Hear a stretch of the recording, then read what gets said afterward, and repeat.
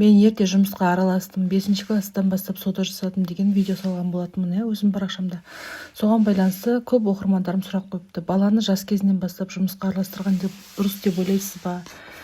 Саудаға араластырған дұрыс деп ойлайсыз ба деген сұрақтарға жауап бергім келіп отыр, Мен дұрыс деп ойлаймын.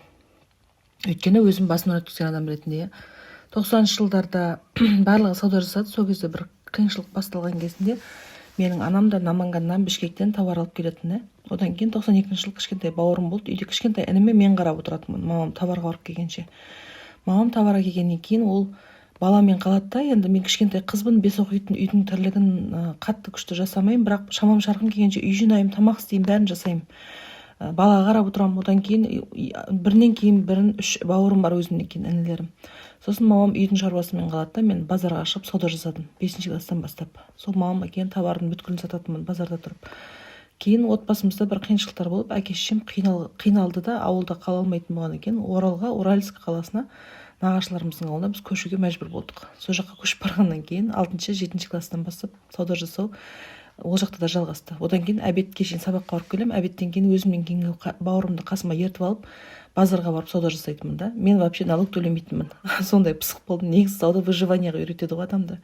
Пысықтыққа үйретеді. Тиыннан теңге құрастыруға үйретеді ғой.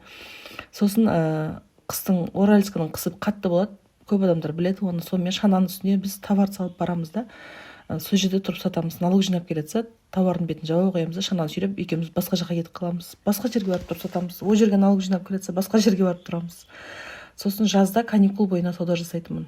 Бір орында тұрып налог төлейтін нәрсені сатпайтынмын да. Мен пакеттерді алып, өзім барып, самостоятельно барып, таңертең ерте барып, оптовиктер келетін базарға, сол кезде пакет сатып кететін, айналдырып пакет алатынмын да. 2 қолыма толтырып пакеттерді іліп алатынмын. Содан кейін нені одноразовый пакетті да үшін сататынбыз, Сөйтіп сауда істеген адаммын да. Өмір бойы сауда істеп келе жатырмын әлі күнге шейін. Одан кейін тағы да бір дәлел, менің балаларымда, мен әсіресе ұлым қатты араласты саудаға. Алматыда жүріп екеуміз овощта сатқанбыз, магазинде де тұрып менімен сауда жасаған бірге. Өте пысық қазір, өте пысық. Алматыда менен жақсы сауда істейтін ол, сауда жасап тұрған кезімізде. 15-16 жасынан бастап қасымда жүріп сауда жасады. Одан кейін тағы айта кететін дәлел, қазір үйдегі бауырымның бала шағасы маған көмектеседі магазинде.